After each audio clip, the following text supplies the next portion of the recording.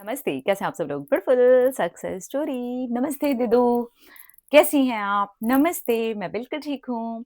आपकी फैमिली में सब कैसे हैं? सब बिल्कुल ठीक हैं। आई लव यू, थैंक यू। मैं भगवान जी से प्रार्थना करती हूँ, आप और आपकी फैमिली हमेशा हैप्पी और हेल्दी रहें। मैं भी भगवान जी से प्रार्थना करती हूँ, आपकी फैमिली हैप्पी और हेल्दी रहे, आप सबके परिवार हैप्पी और हेल्दी रहें। Thank you so much. दीदू, मैं रूबी, मुझे नोटिस किया या नहीं पता नहीं, लेकिन मैं इससे पहले भी आपको एक सक्सेस स्टोरी भेज चुकी हूँ।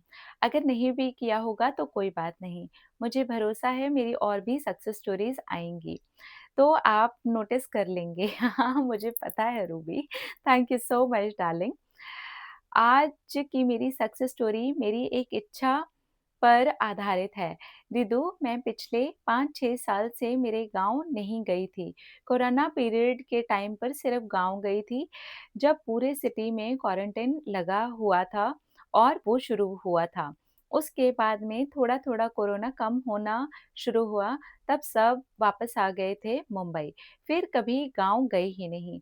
बाद में मुंबई में लाइफ़ बहुत ज़्यादा बिज़ी हो गई। टाइम भी जल्दी गुज़रता गया तो मौका भी नहीं मिला। अभी 1-2 महीने पहले ही मैंने मेरी मम्मी से बात की कि मुझे गाँव जाने का बहुत मन हो रहा है। मुझे अपने खेत, गाँव का घर, गाँव की नदी में स्विमिंग करना है। ये सब कुछ बहुत याद आता है, लेकिन मेरी मम्मी और फैमिली ने साफ-साफ मना कर दिया।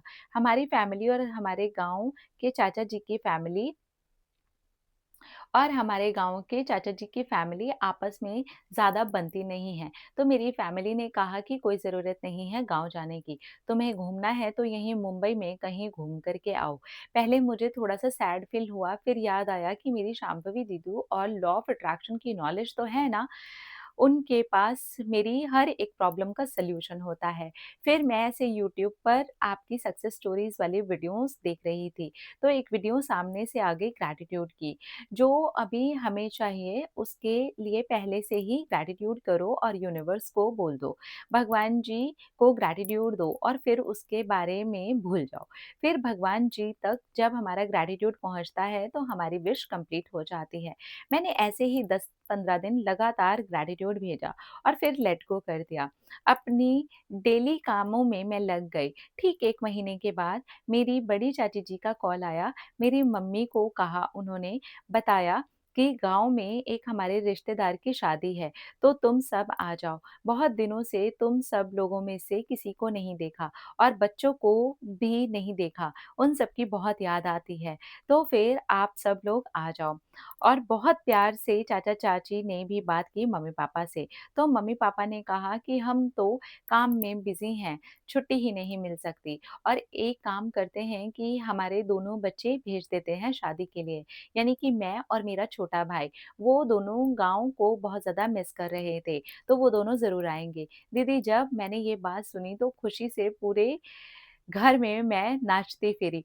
फिर मैंने जब लेट गो कर दिया था तो मैं सोच रही थी कि विश तो कंप्लीट होगी, धीरे-धीरे देखा जाएगा आगे, बट ये इतनी जल्दी कंप्लीट हो गई, मैं शॉक्ड ही हो गई और खुशी के साथ में झूम उठी।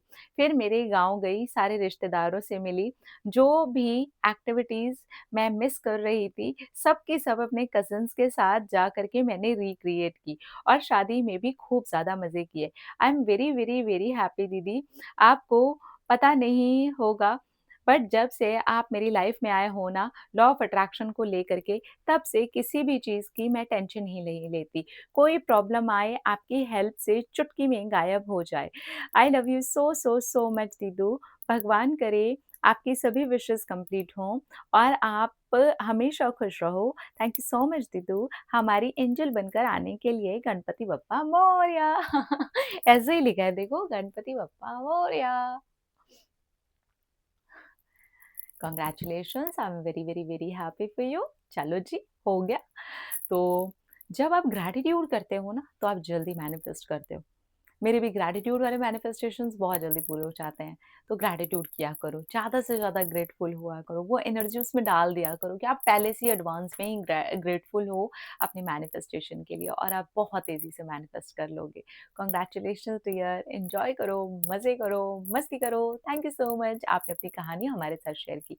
अपना-अपना रखिए ख्याल, अपने आप से कीजिए ढेर सारा प्यार ताकि वो अट्रैक्ट करें ढेर सारा प्यार। Love you.